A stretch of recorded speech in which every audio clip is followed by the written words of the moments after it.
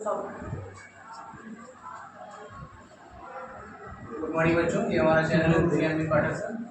आज हम आपको बायोलॉजी 12th क्लास का पढ़ाएंगे।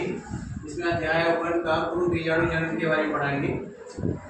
देखिए, गुरु बीजाणु जनन क्या है। गुरु बीजाणु जनन मात्र कोशिका में अर्धसूत्र विभाजन के फलस्वरूप दीर्घ बीजाणु या गुरु बीजाणु बनाने की प्रक्रिया गुरु बीजाणु जनन कहलाती है। इसमें बीजांडकाय का आकार बड़ी होकर भिन्न हो जाती है, जिसे हम प्राथमिक प्रसूत कोशिका कहते हैं। गुरु बीजाणु जनन जो होता है उसमें क्या होता है, जो मात्र कोशिका होती है उसमें क्या होता है कि उसमें जो बीजांडकाय का आकार होता है वो बड़ा हो जाता है और बड़ा होकर के प्राथमिक प्रसूत कोशिका का निर्माण करता है, जिसे हम गुरु बीजाणु जनन कोशिका कहते हैं।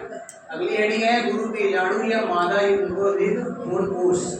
भ्रूणकोश में निभाग 3 प्रतिमुखी कोशिकाओं केंद्रक में 2 स्वतंत्र ध्रुवीय केंद्र तथा बीजाणु द्वार की ओर 3 कोशिकाएं उपस्थित होती हैं। तो इसमें कुल मिलाकर के 7 कोशिकाएं होती हैं। तो ये सातों कोशिकाओं से हमें बीजांड द्वारी कोशिका या अंडक समुच्चय मिलता है, जिसे हम गुरु बीजाणु या मादा युग्मोद्भिद भ्रूणकोश के नाम से जानते हैं। अगला है भ्रूणकोश का विकास। अब भ्रूणकोश का विकास कैसे होता है। तो सक्रिय गुरु बीजाणु मादा युग्मोद्भिद की प्रथम कोशिका होती है और गुरु बीजाणु बीजांडकाय अधिकांश भाग घेर लेती है। कौन घेर लेता है, तो गुरु बीजाणु घेर लेता है, जिसे हम गुरु बीजाणु केंद्रक में 2 भागों में बढ़ जाता है। जब ये गुरु बीजाणु जो होता है वो केंद्र का जब भाग घेर लेता है तो क्या होता है कि वह केंद्र में पहुंचने के बाद उसमें 2 भाग में बढ़ जाता है, 2 भाग 3 भाग जिसमें बढ़ जाए केंद्र में पहुंचने के बाद, जिससे कि संतति केंद्र का निर्माण होता है, जिसे हम बीजांड द्वार 4 केंद्रकों का निभाग अक्ष भी कहते हैं या निर्माण करना कहते हैं, जिससे मध्यवृत्ति का निर्माण हो जाता है। मध्यवृत्ति मतलब मेन पार्ट का निर्माण हो जाता है, जिसे हम अंड कोशिका या सहायक कोशिका के नाम से जानते हैं, और यह भ्रूणकोश का विकास के अंतर्गत आता है। अब अगली हेडिंग है भ्रूणकोश का प्रकार। चलिए देखिए,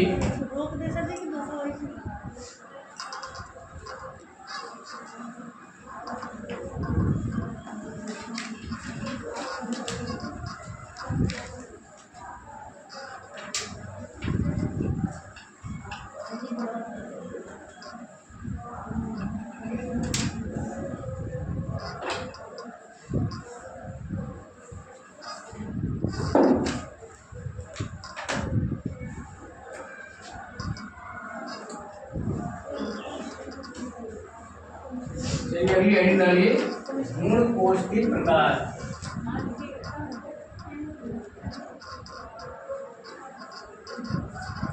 भ्रूणकोश के प्रकार।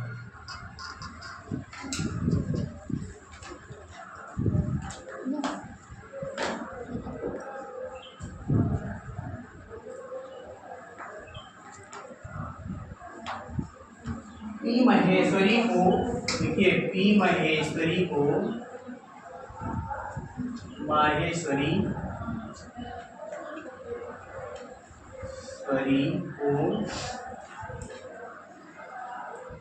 भारतीय पादप भ्रूण विज्ञान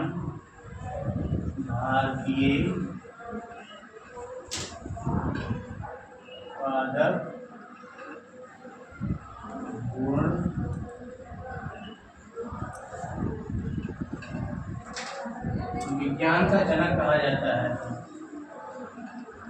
विज्ञान का जनक कहा जाता है।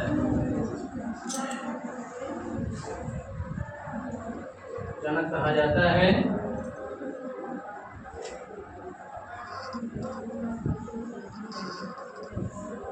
इसको निम्नलिखित भागों में बांटा गया है कि भ्रूणकोश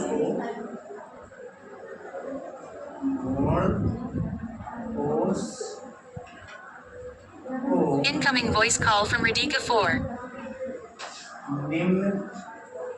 Incoming voice call from Radhika 4.